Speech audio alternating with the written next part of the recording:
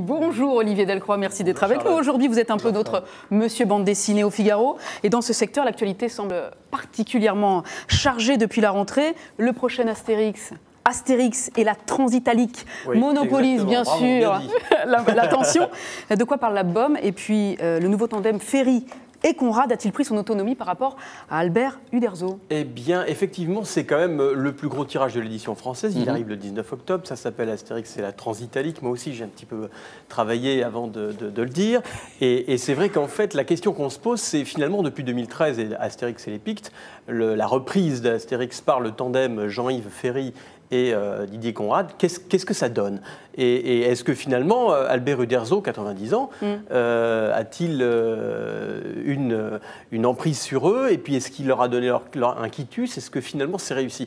Et oui, bien sûr que c'est réussi, puisque finalement, cet album que je n'ai pas, que je vais lire, la veille. Voilà, ça sera terrible, comme d'habitude. À chaque fois, 4 millions, c'est 2 millions en France et 4 millions en Europe. Astérix et la Transitalique va nous conter, en fait, l'histoire, d'après ce que j'ai cru comprendre, d'une course de chars en Italie. Donc finalement, Obélix, cette fois-ci, va voler la vedette à Astérix. C'est lui qui va conduire le char. Et on est dans une sorte de bande dessinée plutôt plus enfantine, d'après les rumeurs, où finalement, parce qu'à Rome, notre ami César veut la Via Appia et veut des belles autoroutes, il va organiser une course. Voilà. Et on part là-dedans. J'ai l'impression qu'entre les bénures, les chars, Obélix, on va bien s'amuser. Donc, grosse sortie. Mais 19 octobre 19 octobre, exactement. 19 octobre, voilà, 19 exactement. octobre. Mais là, aujourd'hui, vient de sortir en librairie Le Petit Nicolas, la bande... moins rond. Oui, on va dire ça. Le Petit Nicolas, la bande dessinée originale chez Imave Éditions. Un autre duo célébrissime, Sampé Goscinny. Exactement. Alors dites-nous, voilà. Je l'ai.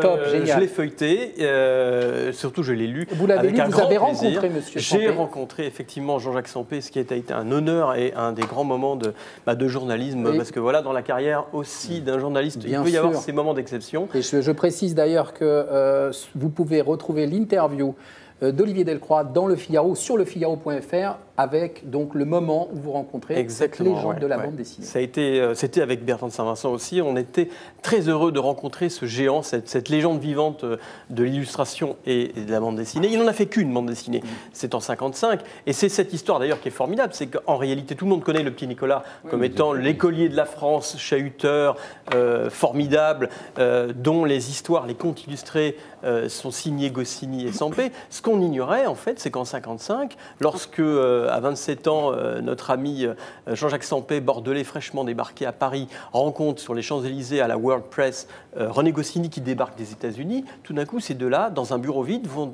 sympathiser en attendant M. Troisfontaine, qui arrivera avec 20 minutes de retard. C'est grâce à ces 20 minutes, finalement, que le petit Nicolas va naître. Et entre ces deux-là, d'abord une bande dessinée, 28 planches, et puis un désaccord brutal. Et finalement, René Goscinny claque la porte. Son ami. C'est bien.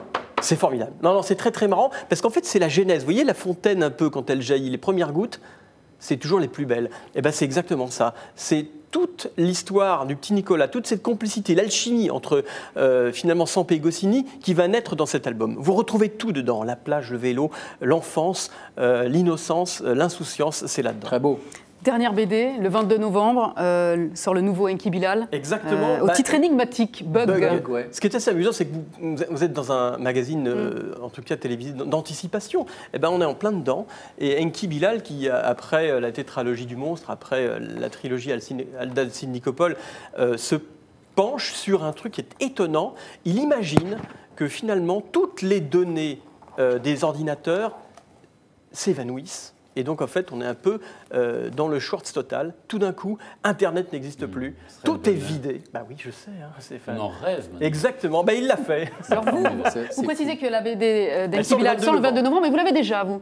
Eh ben oui, je l'ai reçu. Bah oui, c'est comme ça. Il y a des gens qui sont comme ça. On est un petit peu vernis dans ces cas-là. Olivier, question un petit peu compliquée. Si Charlotte devait me faire un cadeau, imaginons, elle devait me faire un cadeau pour Noël, quelles seraient les 3 BD qui pourraient être glissées par le Père Noël sous le sapin? Déjà, il y a ça, mais il y a aussi, par exemple, le Largo Winch qui est sorti la semaine dernière, le 6 octobre, et qui caracole en tête des ventes, parce que d'après ce que j'ai... Le chat de Gueluc, évidemment. Qui était sauvé la semaine dernière. Il y en a beaucoup, et puis il y a évidemment le Corto Maltese, que le Figaro Magazine a prépublié cet été. Et qui ça se porte bien, le marché de la BD. Mais c'est ça, c'est ce que je disais, c'est extraordinaire. C'est plein de vitalité. Nous parler des sujets. Et plein de jeunesse. Merci beaucoup, Olivier. Oh lolo. On vous retrouve dans le Figaro.fr, les pages culture du Figaro, et chez nous, évidemment, pour nous parler de BD. Et Figaroscope. Oui, que vous dirigez. Il y a les expos de Goscinny aussi. Exactement. C'est parce que je pense à ça, parce que voilà, j'ai fait un numéro formidable avec Anne Goscinny en tant que rédactrice en chef pour le Figaroscope de cette semaine. Elle a été extraordinaire. Et donc, le numéro, il est génial. Voilà. Quel talent. C'est normal. Quel talent. Merci c'est Anne beaucoup. qui signe l'édito. C'est Anne qui signe l'édito. Merci beaucoup, Olivier Delcroix.